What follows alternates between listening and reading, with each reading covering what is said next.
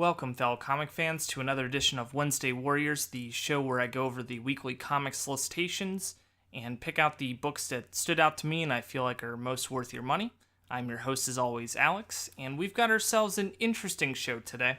At first, when you look over the solicitations, it seems like it's going to be a pretty light week, which would be fitting in comparison to last week, which was just a huge haul, especially if you're a hardcore buyer of these things. It was going to be a rough week for you. And at first, it seemed like it was going to be a lighter week again to kind of help, compensate for that. Until you look at the Image Comics section. Image is pretty stacked today, and I kind of had to narrow down my picks. There were a couple other ones that could have been in here. There are just a bunch of graphic novels coming out from Image this week that you should definitely watch out for. And if you're trying to save money from last week, well, you better know that going into it. But Image pretty much is taking up the bulk of this episode. There's a little bit of Marvel, and actually I don't really have anything from DC to talk about this week, so that kind of keeps it balanced. I've been talking a lot about DC for these episodes. It's kind of about time I give Marvel a little bit of a spotlight. So we'll get into all that, and first off we're going to talk about Annual, the trade paperback, and this appears to be kind of like a classic comics annual, but it's done as an anthology and as a trade paperback.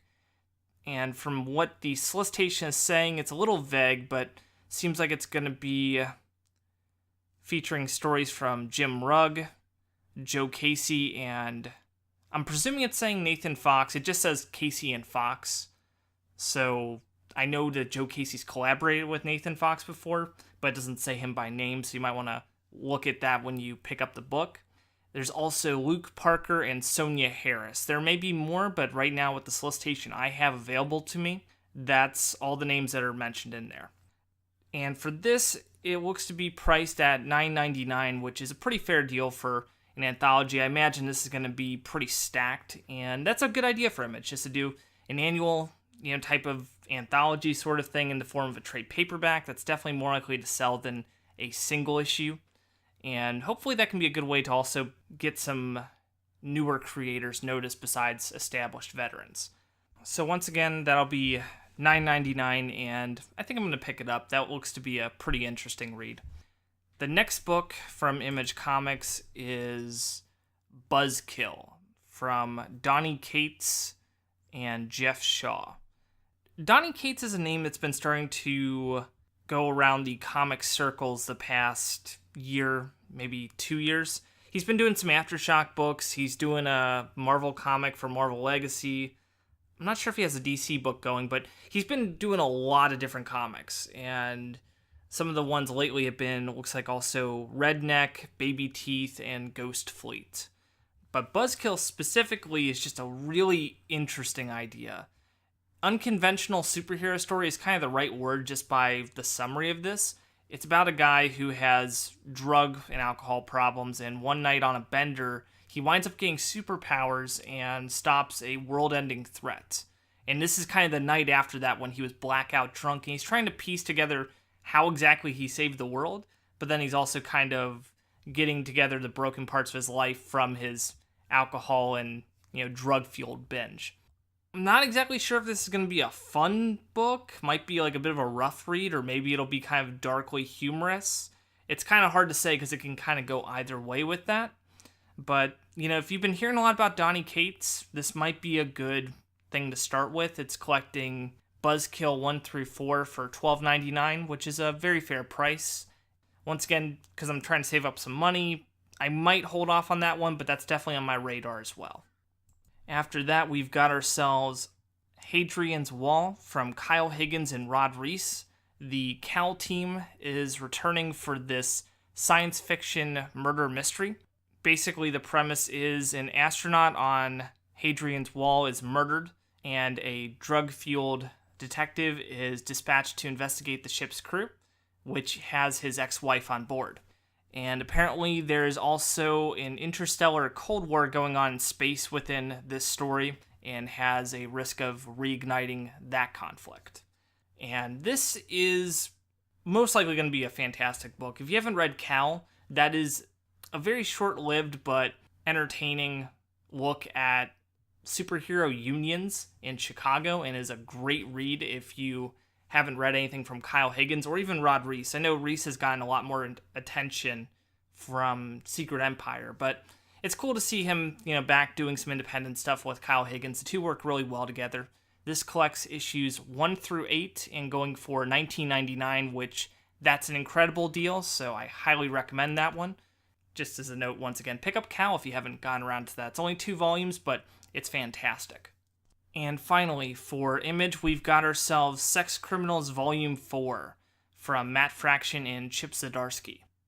Sex Criminals is one of those books where, and I know it's probably gotten delayed a bunch, so it's probably not the only one who has this thing, but, sometimes I forget that Sex Criminals is still going on. Like, it's only on to its 4th volume, but it just seems kind of like maybe it's like a year and a half between trades. I'm not 100% sure. I think I read volume 3 in 2015.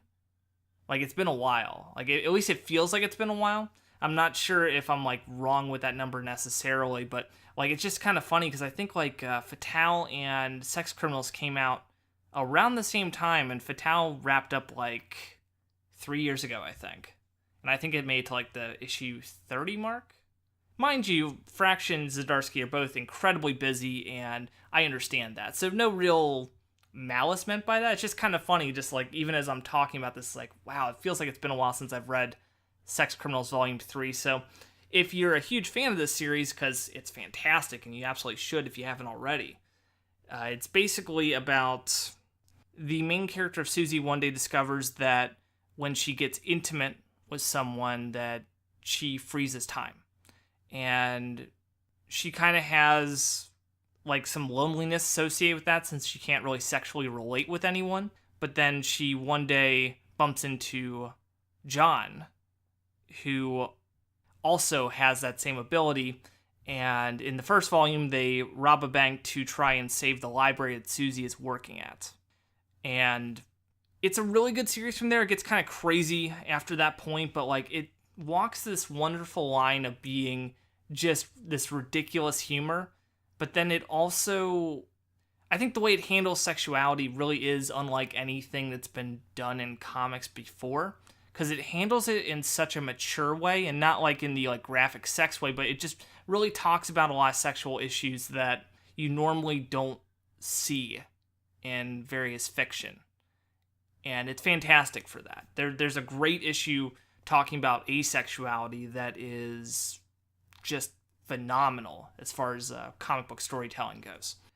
So you should definitely pick this up if you haven't gotten into this series already. Definitely check out the previous volumes, and this is going for $16.99 for issues 16 through 20, which is about right as far as like the single issues go. That's about the same type of price it should be at, so definitely check that one out, especially if you've been a long-time follower of Sex Criminals. I probably don't have to tell you anyway. You probably already pre-ordered the book. And now on to Marvel. This first one is going to be a little interesting because I'm not sure what to make of it. And there's not much information out about it.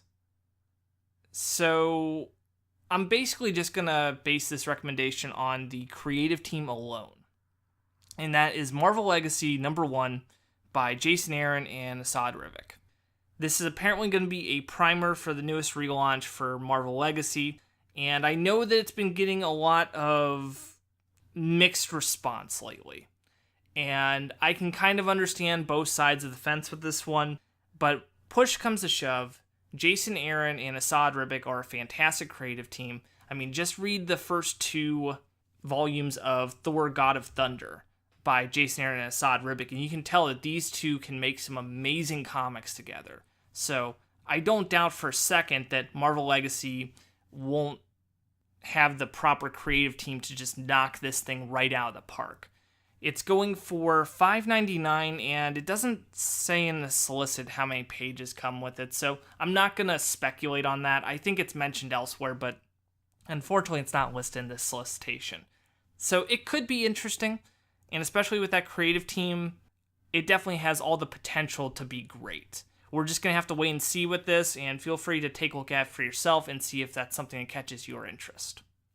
And now on to the final recommendation, and this is a bit of a twofer here, since what's interesting about this one is I think Marvel is kind of working around an interesting strategy here for reprinting the Thor run from Stan Lee and Jack Kirby, and I think it's actually really smart.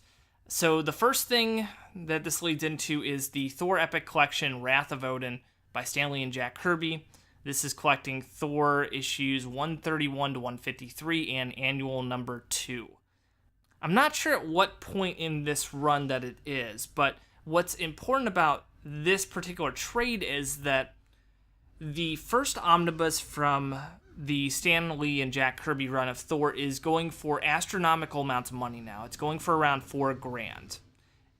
Unfortunately, it looks like we're probably not going to be getting an omnibus anytime soon.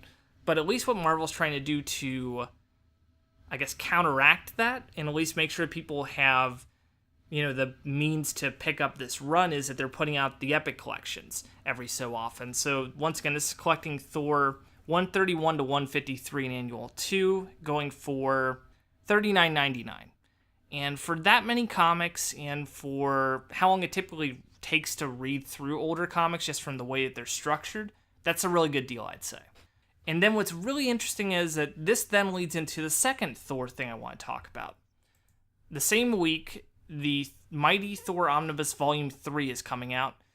This one is apparently the direct market Kirby variant, but I imagine there's also going to be, I imagine the regular version's available as well on top of this. But this is collecting Thor issues 153 to 194. And this doesn't mention if this is the end of the Kirby and Lee stuff, though. It just has Kirby credited on here, but it doesn't mention... Wait, scratch that. I do see it in here. I just had to do a little extra digging. Sometimes the solicitations are a little weird about where they credit the people. Sometimes, they'll have the by column, and the site that I use will sometimes have various creators in there, but not necessarily in the same order. And then sometimes in the description, it'll just, name the rest of the people. It's kind of weird sometimes, so sorry about the delay there. It looks like it does have Stan Lee, Jack Kirby, and John Buscema credited. That's an all-star creative team right there. And once again, on to Marvel strategy, this is actually pretty smart on their part, taking into account that, the omnibus of Volume 1 for Thor is, incredibly out of print, and using the Epic Collections as a way to at least bridge the gap up to that third omnibus, since I guess for one reason or another they can't reprint, the first omnibus. Maybe they're thinking they might not make as much money on that. But either way, at least as a fan, if you read that Epic Collection and you wanted more, the same week they're putting out that third volume omnibus to give you, basically double the amount of content for, the price you paid on that Epic Collection. So as far as convenience goes, that's spectacular timing on Marvel's part. And the retail price for it is $125. A little pricey, but once again, look at all that content you're getting. And once again, on a nice hardcover. So, and I bet probably will come with a lot of extra content as well, I'd imagine, since that's one of the great things you get with an omnibus. So definitely check that one out, especially if, you're looking to get into the Stan Lee and Jack Kirby Thor stuff. You might have some, odd formats, you might have a couple, trade paperbacks and then the omnibus, but the good news is at least it's available in print in one way or another. That's at least the good news there. And that wraps it up for the show this week.